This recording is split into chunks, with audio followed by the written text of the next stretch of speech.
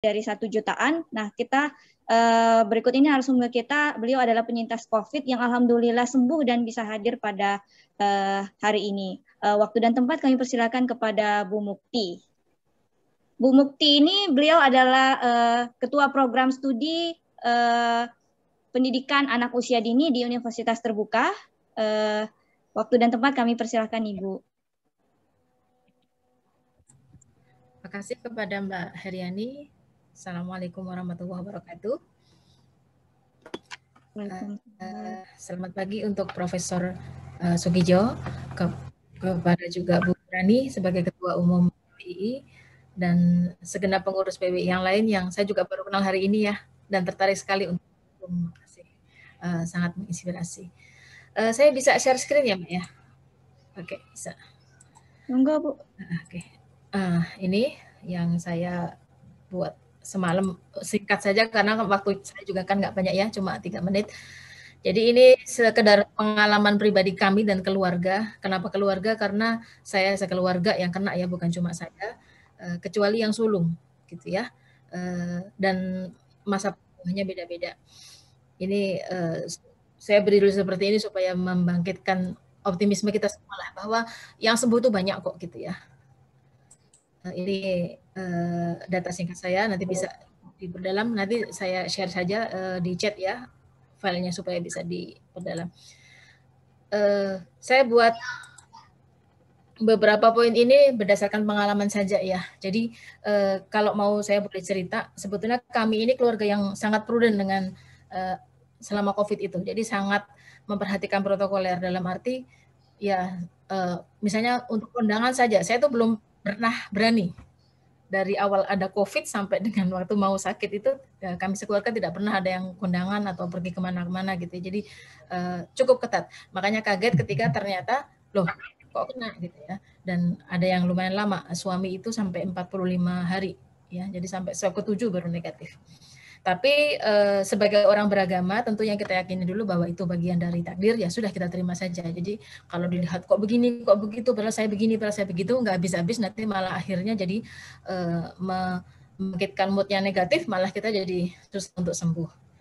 Yang perlu kita garis bawahi juga, kalau memang terkena gitu ya, jadi tidak ada hubungan sama sekali antara COVID dengan kematian sebetulnya gitu ya, meskipun banyak korban, tetapi sebenarnya kan itu urusan yang lain lagi gitu ya. Sepanjang kita berusaha, sepanjang kita optimis, ya akan ada caranya, akan dikasih jalan sembuh gitu ya. Kita percaya itu. Terus yang ketiga tadi juga sudah dijelaskan lebih lanjut oleh Bu Trini tadi ya, sebagai Ketua RW, langkah pertama sebagai warga yang bertanggung jawab, kita harus lapor RT paling tidak gitu ya. Supaya apa? Supaya nanti dilakukan tracing di sekitar ya. Jangan sampai karena malas ribet gitu ya, terus kita diam-diam saja ke rumah sakit sendiri saja gitu ya, tidak lapor, tidak apa, itu kemudian bisa saja nanti menimbulkan media penularan baru di lingkungan. Jadi sebetulnya lapor itu sebagai wujud rasa sayang kita kepada para tetangga gitu ya. Kita menyayangi mereka, maka kita perlu segera lapor supaya bisa segera di tracing. Terus karena memang masa COVID ini kita tidak terduga ya, tiba-tiba ada yang gejala dan cepat sekali kadang-kadang perkembangannya. Jika memang ada dana, mulailah menyiapkan alkes yang standar lah ya, paling enggak tensimeter, terus oximeter gitu ya, yang seperti itu saya rasa perlu ada di rumah, sehingga kalau memang kira-kira kita badan nggak enak, segera diukur tensinya berapa ya, oksigennya berapa, itu perlu. Dan secara psikologis juga tolong jangan panik ya, tenang saja gitu ya, bahwa ini adalah bagian dari takdir Tuhan yang harus kita terima, ya sudah kita jalani saja, toh selama ini yang sembuh juga banyak gitu ya. Yang penting nerima dulu, rasa nerima itu akan membuat kita lebih tenang dalam bersikap ya, tidak gerabak-gerubuk gitu ya, sehingga kita bisa mempersiapkan step-step kedepannya mau seperti apa. Langkah yang tak kalah pentingnya juga adalah segera menjaga jarak dengan anggota keluarga, terutama kalau belum jelas positif atau negatifnya. Ya, kalau misalnya ada yang, apalagi kalau ada anak kecil atau usia yang sangat rentan, nah itu benar-benar harus dijaga. Tidak boleh lepas masker dimanapun, kecuali di kamarnya sendiri gitu ya. Ini kalau misalnya isoman di rumah, tapi kalau misalnya isomannya di luar sih mungkin lebih terjamin ya. Dan suplemen makanan yang bergizi tentu saja ya sudah harus dipilih betul ya, yang kira-kira senang nyimat ngicip-ngicip yang banyak bumbunya atau gorengan dan sebagainya harus segera dihilangkan. Dan mewaspadai angka Siti, ini kayaknya tadi Bu Siti sudah bahas juga ya, artinya ini kan dari sisi kesehatan kita akan tahu berapa virus loading yang masuk gitu ya. Semakin rendah berarti kan semakin perlu diwaspadai.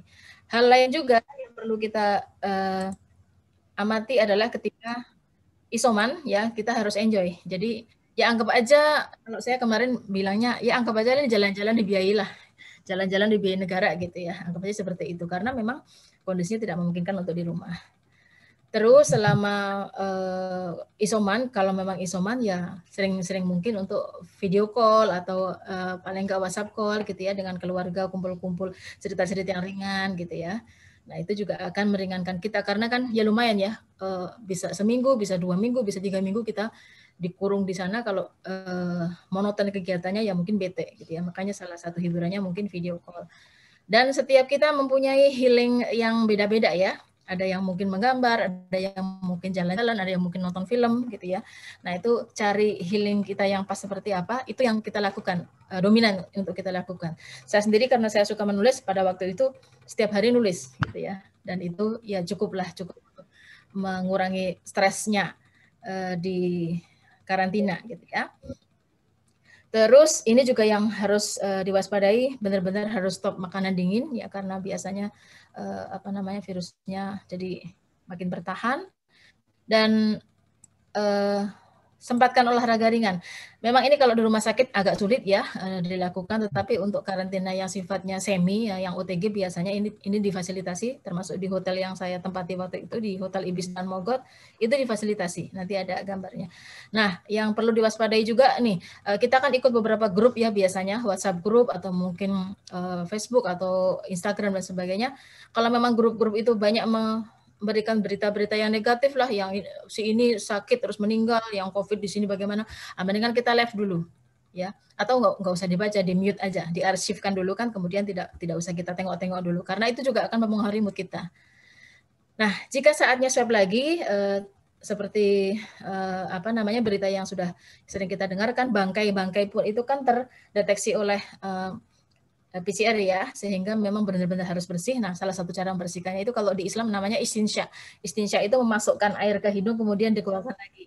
Bagian dari salah satu aspek wudhu sebetulnya. Tapi kadang-kadang kita lupakan kalau pas wudhu cuma basuh terus lepas. Padahal harusnya disedot sekalian. Sedikit baru dikeluarkan lagi. Atau kumur garam ya. Tentunya jangan garam yang berodium, nanti malah perih. Jadi garam yang biasa, garam Himalaya boleh. Dan sebagai umat beragama tentu kita tidak lupa kita harus banyak berdoa, karena kita yakin bahwa apapun yang sudah menimpa kita ini adalah bagian dari takdir, maka yang bisa memberikan takdir baik selanjutnya tentu adalah Tuhan yang Maha Kuasa gitu ya. Doa ini juga bisa selain secara fisik juga sangat menenangkan hati kita gitu ya, bahwa kita pasrah, bahwa kita memang ikhlas menerima ini, nanti pasti akan ada jalan gitu.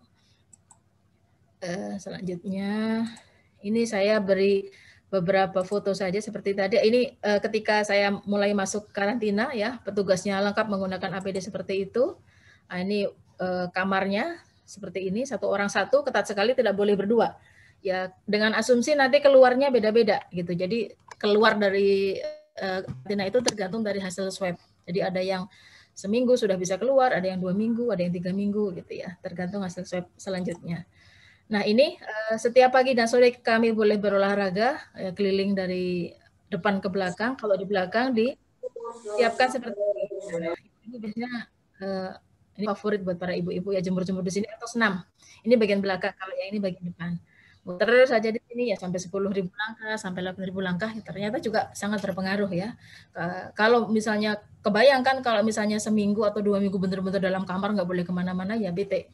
Bagi yang OTG ya, kalau memang mempunyai gejala tentunya tidak lagi ya cara menanganinya. Nah, ini ransum yang disiapkan oleh pihak hotel setiap sehari 3 kali seperti ini. Dia naruh di depan kamar gitu ya, di depan kamar disiapkan meja, ada air dispenser juga sih, tetapi ada ransum makanan seperti ini, dan juga laundryan hari itu. Jadi kita boleh laundry setiap hari, laundryan bersih taruh situ. Nah, ini apa ini? Ini apa ya? Kan kadang-kadang bosen ya sehari-hari makan ransumnya hotel gitu ya. Ini paket-paket GoFood sih biasanya, GoFood atau Gojek atau apapun lah, kadang-kadang ada obat atau apa ya suplemen dari luar yang ditaruh sini. Nanti biasanya kita dihubungi oleh pihak resepsionis untuk diambil atau ada jam pengantaran sehari 2 kali ke kamar masing-masing. Intinya kita tidak boleh keluar jalan-jalan sembarang tempat gitu ya, kecuali pada saat jam yang ditentukan pas olahraga gitu. Yaitu untuk menghindari penularan. Nah, ini visit dokter ya dilakukan setiap hari. Kalau dokternya setiap hari tetap untuk ke kamar-kamar mereka datang. Terus pada swab dilakukan seminggu 2 kali sih kalau di sana, kebetulan waktu ini anak saya yang bungsu sedang di swab seperti ini ya, menggunakan APD. Nah, ini ini baju laundry yang siap untuk dicuci, kita taruh saja di bawah sini. Setiap pagi petugas hotel menyiapkan tas kresek kosong begini untuk kita isi. Nah, kalau sudah diisi begini nanti jadi udah bersihnya begini. Ya begitu terus setiap hari yang saya lakukan. Nih, jadwal olahraga ya, pagi dan sore. Ada batas-batasnya. Jadi hotel itu memang memang hanya untuk COVID, terus ada daerah-daerah yang memang kita tidak boleh datangi sama sekali. Selain itu, nah ini kondisinya waktu itu saya dan suami sebetulnya tidak dalam satu tempat. Suami saya yang duluan kena itu ada di Ambon, beliau malah sampai 45 hari di rumah sakit ya, ini dengan petugas 7 kali swab kalau tidak salah ya baru negatif. Dan saya sama anak-anak ketularan tetapi posisinya sudah di Jakarta gitu ya. Jadi beda tempat, kami bertiga di Ibis, hotelnya mobilnya dibuat seperti ini. Ini jadi mobil biasa tetapi bagian jok tengah itu dicabut ya supaya menjaga jarak dengan supir. Terus di bagian supir ya seperti supir Grab car itu ya full proteksi. Dikasih lapis plastik begitu aman barangkali. Nah, ini begitu sampai di sana serah terima, rumah juga disemprot semua dari halaman, semua ruang-ruang ya sampai garasi dan sebagainya oleh pihak Satgas. Ini cepat sekali ya, begitu kami pergi langsung rumah juga sudah disemprot. Nah, ini juga salah satu sarana yang tadi ya, fit call atau grup keluarga itu memang jadi salah satu mood buster buat kita. Ini candaannya suami saya gitu ya, karena kan ada kiriman kan, ada susu beruang, ada susu kambing. Ini mana yang duluan nanti berantem gitu ya. Yang gitu-gitu perlu gitu ya supaya kita tidak terlalu serius lah menghadapi rasa sakit itu ya serius dalam arti mengikuti protokolernya, tetapi jangan terlalu diambil hati supaya segera sembuh gitu ya. Nah, bentuk mood buster yang lain adalah mengikuti grup sesama penyintas, sesama penderita pada waktu itu. Saya ada 2 grup ya. Yang satu grup dari kantor suami, ini dari khusus bea cukai gitu ya. Semua informasi itu di situ. Kapan dokter akan datang. Terus setiap hari kita juga diminta membuat semacam laporan. Apa saja yang gejala hari ini, terus tensi berapa. Itu karena kita masing-masing dibagi tensi ya sama Satgas. Nah, itu lumayan membantu untuk tracing sekitar kita aja gitu ya. Karena hotelnya kan dari berbagai tempat, tidak satu hotel aja. Nah, ini juga ada grup di UT, di kantor kami juga ada. Ini juga untuk tracing para pegawai yang sudah kena atau sedang kena. Nah, kalau yang sudah berarti nanti sifatnya adalah memotivasi yang masih terkena gitu ya. Nah, kalau yang terkena di situ juga ada kepala poliklinik dan dokter-dokternya yang siap untuk memberikan konsultasi gitu. Jadi grup yang semacam ini sangat-sangat bermanfaat buat kita untuk merasa saya nggak sendiri, saya ada temennya gitu. Jadi rasa untuk berjuang itu lebih kuat. Dan ya biasa ada bercanda-bercandanya juga supaya nggak tegang gitu ya. Mungkin itu yang bisa saya berikan. Terima kasih karena waktunya juga nggak banyak. Mungkin nanti kita bisa diskusi lebih lanjut ya Mbak Heri ya. Terima kasih banyak. Assalamualaikum warahmatullahi wabarakatuh.